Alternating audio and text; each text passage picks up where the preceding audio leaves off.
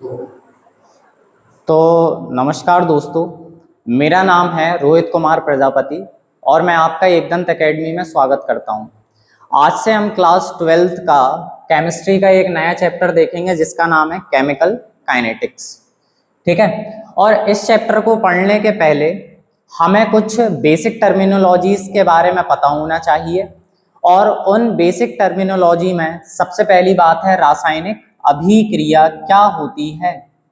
सबसे पहला क्वेश्चन आता है रासायनिक अभिक्रिया क्या होती है। तो रासायनिक अभिक्रिया ये वर्ड सुन के हमारे दिमाग में क्या होता कि हम लोग कुछ ना कुछ मिलाते हैं और उससे कुछ ना कुछ बन जाता है। इसका मतलब क्लास 10th में हम लोग एक डेफिनेशन पढ़ते हुए आते कि जब हम दो या दो से अधिक पदार्थों को मिलाते हैं तो उससे नए प्रकार के पदार्थों का क्या होता है, निर्माण होता है। बनने वाले नए पदार्थों के गुणधर्म पहले वाले पदार्थों से टोटली भिन्न होते हैं। इस प्रकार के परिवर्तन को हम रासायनिक अभिक्रिया कहते हैं। उसमें क्या होता था, देखो हम लोग क्या करते थे, कुछ ना कुछ पदार्थों को मिलाते थे और उससे कुछ नए प्रकार के पदार्थों का निर्माण होता था। बनने वाले नए पदार्थों के गुणधर्म पहले वाले पदार्थों से भिन्न होते थे। इस प्रकार के परिवर्तन को हम लोग क्या बोलते हैं, रासायनिक अभिक्रिया कहते हैं। अगर थोड़ा सा नए वे में अगर ये डेफिनेशन देखी जाए तो देखो होता क्या है, जैसे A2 कंपाउंड मिला, B2 कंपाउंड मिला और दोनों ने आपस में मिलकर क्या बना दिया, 2 टाइम्स ऑफ AB। ठीक है, इसने क्या बना दिया, 2 टाइम्स ऑफ AB। देखो हुआ क्या होगा वास्तविकता में कि A2 कंपाउंड जो होगा उसमें A और A प्रकार का बंध होगा, ऐसी B2 जो कंपाउंड होगा उसमें B और B प्रकार का क्या होगा, बंध होगा। और जैसे ही ये दोनों एक दूसरे से इंटरेक्ट करते हैं तो इसमें होता क्या है, A और B प्रकार का बंध बनना प्रारंभ हो जाता है और A और A प्रकार का बंध टूटना प्रारंभ हो जाता है। B और B प्रकार का बंध क्या हो जाता है, टूटना प्रारंभ हो जाता है और A और B प्रकार का बंध बनना प्रारंभ हो जाता है।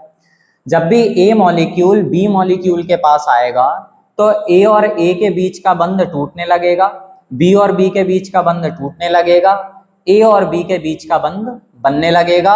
तो सबसे पहले एक हमारे पास में स्टेट आती है जिसको हम लोग बोलते हैं ट्रांजिशन स्टेट।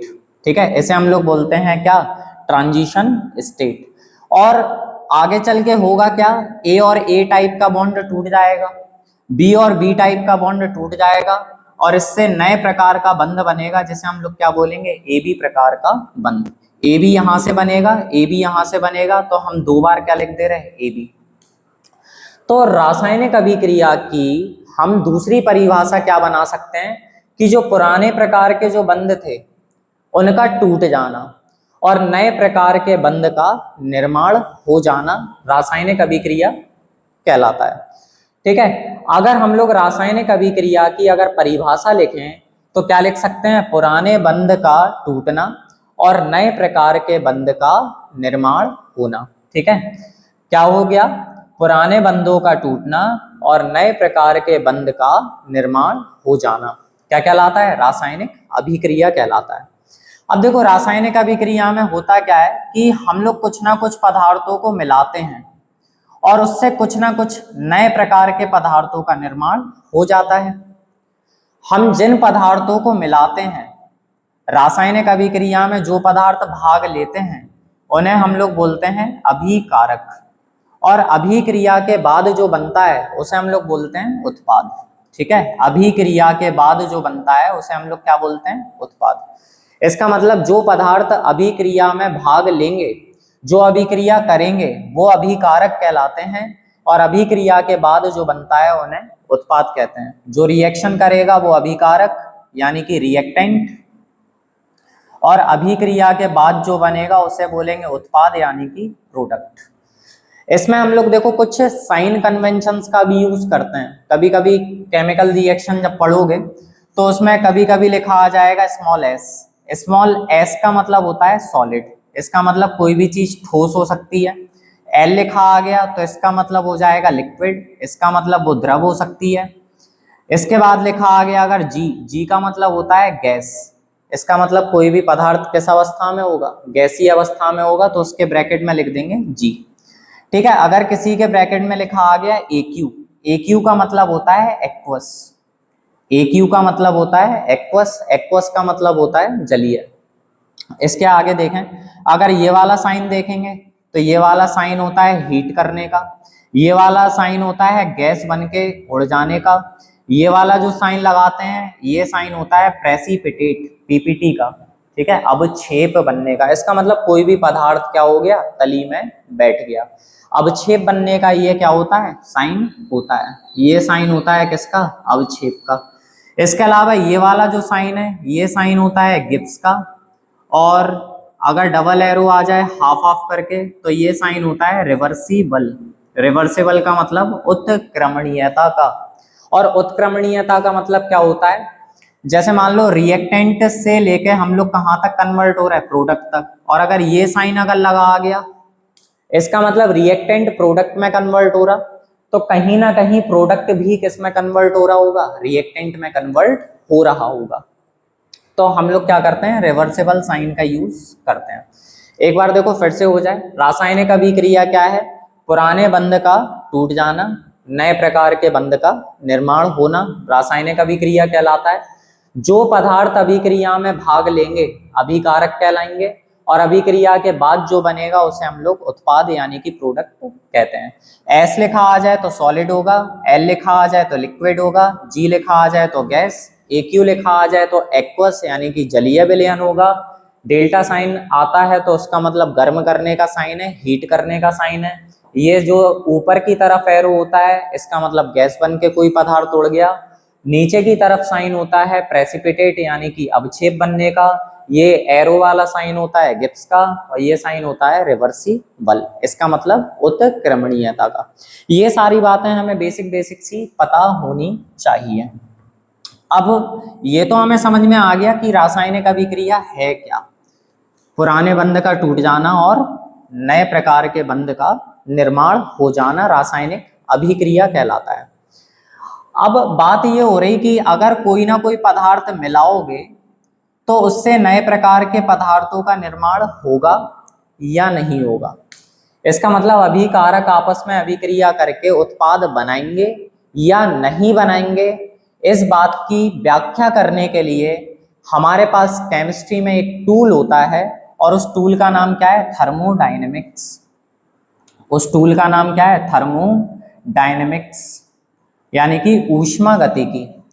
यानी ऊष्मा गतिकी हमें ये बताती है कि कोई भी रिएक्शन हो रही है या नहीं हो रही है, रिएक्शन होगी या नहीं होगी, इसके बारे में हमें बताने का काम कौन करता है, थर्मोडायनेमिक्स।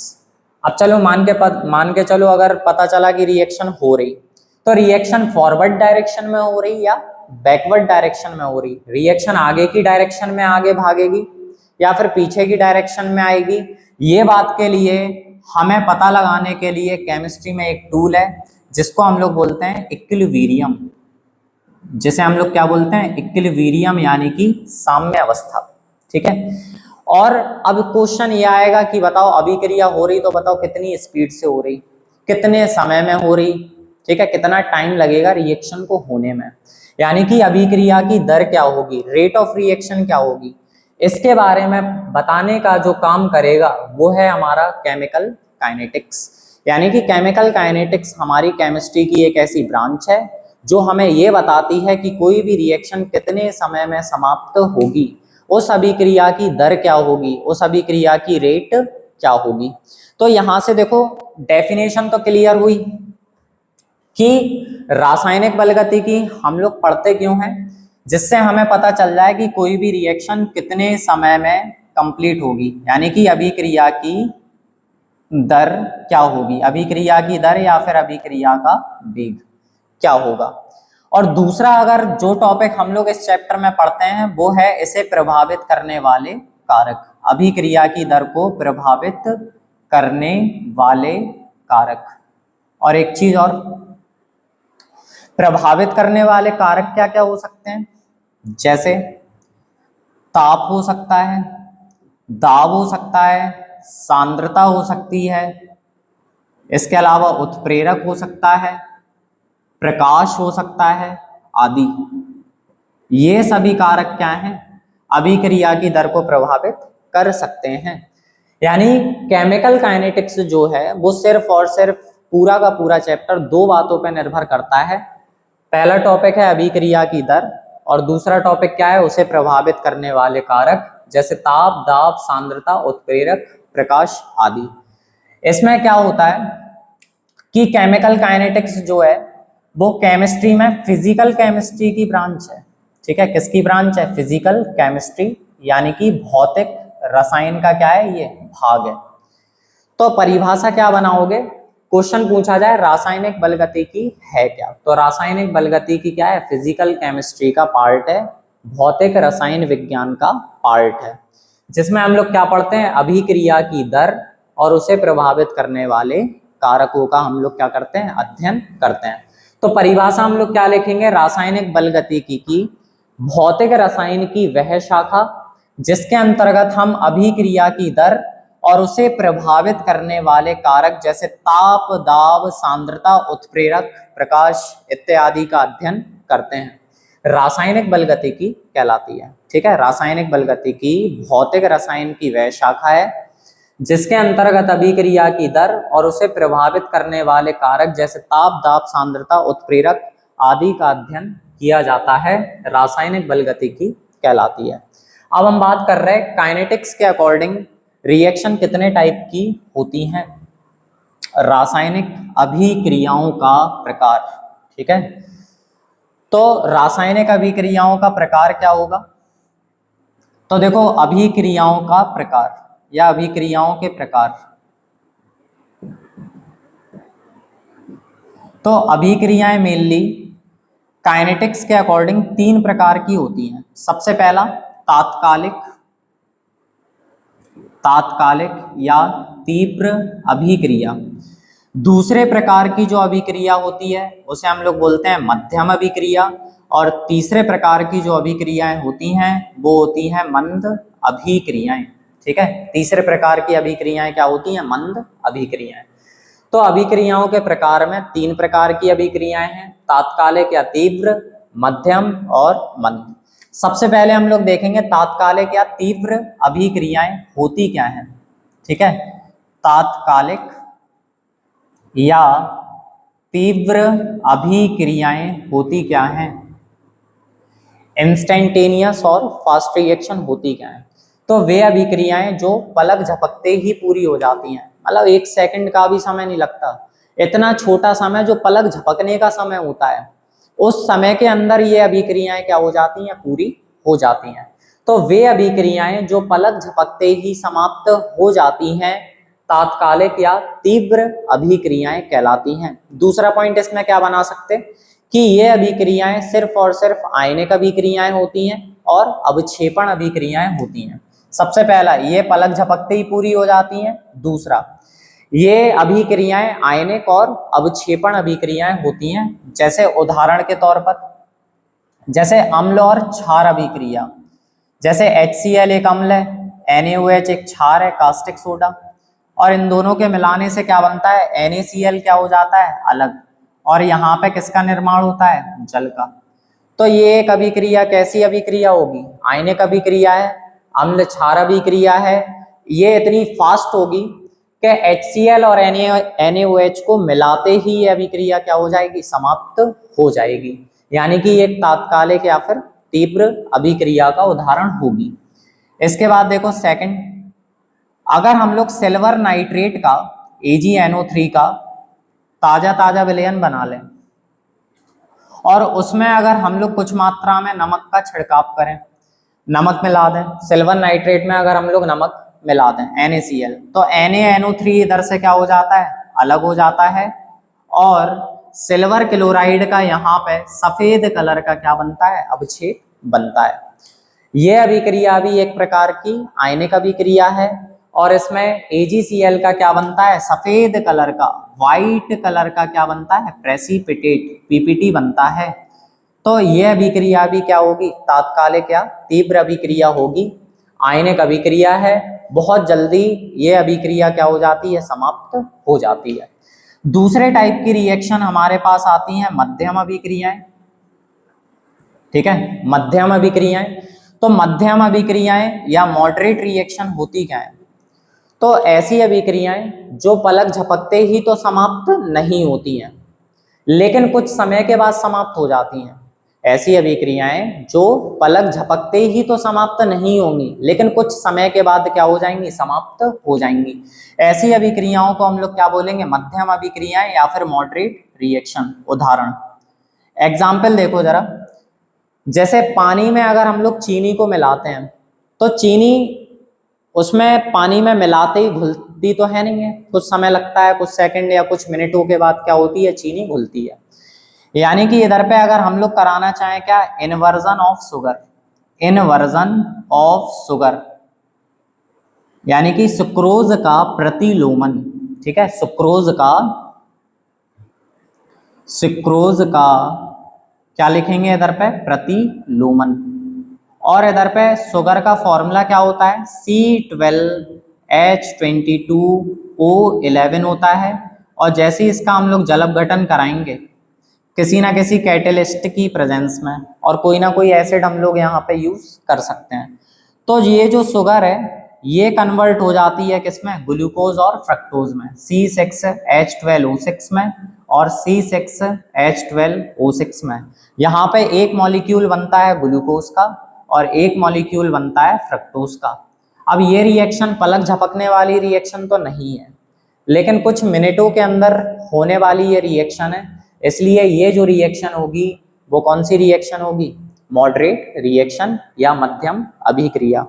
मध्यम अभिक्रिया का हम दूसरा उदाहरण देखते हैं, और दूसरा उदाहरण काफी ज्यादा इंपॉर्टेंट एग्जाम्पल है यूपी बोर्ड के नजरिए से। ठीक है, सेकंड एग्जाम्पल जो है वो काफी ज्यादा इंपॉर्टेंट है यूपी बोर्ड के नजरिए से, और ये है एथिल एसीटेट का जल अपघटन। एथिल एसीटेट का जल अपघटन, हाइड्रोलिसिस ऑफ इथाइल एसीटेट। तो इथाइल एसीटेट का फॉर्मूला क्या होता है? एसीटेट ग्रुप तो होता है CH3COO ग्रुप, और इथाइल ग्रुप होता है C2H5 ग्रुप। ठीक है, इसका जब हम लोग जल अपघटन कराते हैं, जल अपघटन यानी कि H2O के साथ रिएक्शन, तो इसमें क्या होता है? देखो C2H5 और OH इधर से क्या हो जाता है? अलग हो जाता है, C2H5OH की फॉर्म में, इथाइल अल्कोहल। और दूसरा जो कंपाउंड बनता है उस कंपाउंड का नाम क्या है? CH3COOH, acetic acid. ये रिएक्शन भी क्या है? कुछ मिनटों कुछ घंटों के अंदर होने वाली रिएक्शन है, पलक झपकने वाली रिएक्शन नहीं है। ये रिएक्शन भी किसका उदाहरण होगी? मध्यम अभिक्रिया का। फाइनल और लास्ट रिएक्शन का टाइप हम लोग देखते हैं, थर्ड टाइप, जिसे हम लोग बोलते हैं मंद अभिक्रिया। मंद अभिक्रिया या फिर स्लो रिएक्शन। तो स्लो रिएक्शन या फिर मंद रिएक्शन, मंद अभिक्रियाएं होती क्या है? तो वे अभिक्रियाएं जो कई दिनों में समाप्त हो, कई महीनों में समाप्त हो या कई वर्षों में समाप्त हो, ऐसी अभिक्रियाओं को हम लोग क्या बोलते हैं? मंद अभिक्रियाएं। जैसे उदाहरण के तौर पर सबसे पहला उदाहरण, सबसे आसान उदाहरण, जिसे हम लोग बोलते हैं लोहे में जंग लगना। सबसे आसान उदाहरण है क्या? लोहे में जंग लगना। तो लोहे में जंग लगना कैसा उदाहरण है? ये कितनी स्लो प्रोसेस है? सोच सकते हैं कि आप अपनी 11th कर लीजिए, 12th कर लीजिए, 12th के बाद ग्रेजुएशन कर लीजिए, उसके बाद मास्टर्स कर लीजिए, तब जाके देखेंगे तो लोहे में थोड़ा ही बहुत जंग लगना स्टार्ट होती है। ये इतना स्लो प्रोसेस है कि ये कुछ दिनों में होने वाला नहीं, ये कई वर्षों में होने वाला प्रोसेस है। आप कहोगे लोहे में तो जंग तुरंत ही लग जाती, तो हालांकि इस चैप्टर में हमें एक दूसरा टॉपिक भी पढ़ना है, अभिक्रिया को प्रभावित करने वाले कारक। लोहा अगर खुला रखा हुआ होगा तो ऐसे हमें वातावरण से हमें क्या मिलेंगे? जलवाष्प के भी कण मिलेंगे, वायु के भी कण मिलेंगे। तो वो कण क्या करेंगे? लोहे के साथ बहुत जल्दी रिएक्शन करेंगे, और ये जो कई सालों में होने वाली रिएक्शन है उसे कुछ समय में ही क्या कर देंगे? समाप्त कर देंगे। तो ये काफी स्लो प्रोसेस है। तो बाकी के अदर फैक्टर्स क्या कर सकते हैं? रिएक्शन की रेट को बढ़ा भी सकते हैं और कम भी कर सकते हैं। तो ये काफी सालों में होने वाला प्रोसेस है, और ये एक मंद अभिक्रिया का क्या होगा? उदाहरण। एक लास्ट एग्जांपल हम लोग देखेंगे, बिना उत्प्रेरक की उपस्थिति में हाइड्रोजन गैस और ऑक्सीजन गैस की रिएक्शन से जल का बनना, ठीक है, बिना उत्प्रेरक की उपस्थिति में हाइड्रोजन और ऑक्सीजन गैस की आपस में होने वाली अभिक्रिया से जल का बनना। ये क्या हो जाएगी, काफी ज्यादा स्लो प्रोसेस हो जाएगी। और इसी के साथ हमारा अभिक्रियाओं का प्रकार खत्म होता है। हम लोग नेक्स्ट लेक्चर में बात करेंगे अभिक्रिया की दर क्या होती है और उसे हम लोग किस प्रकार से व्यक्त करते हैं, जो कि काफी इंपॉर्टेंट टॉपिक है। Thank you.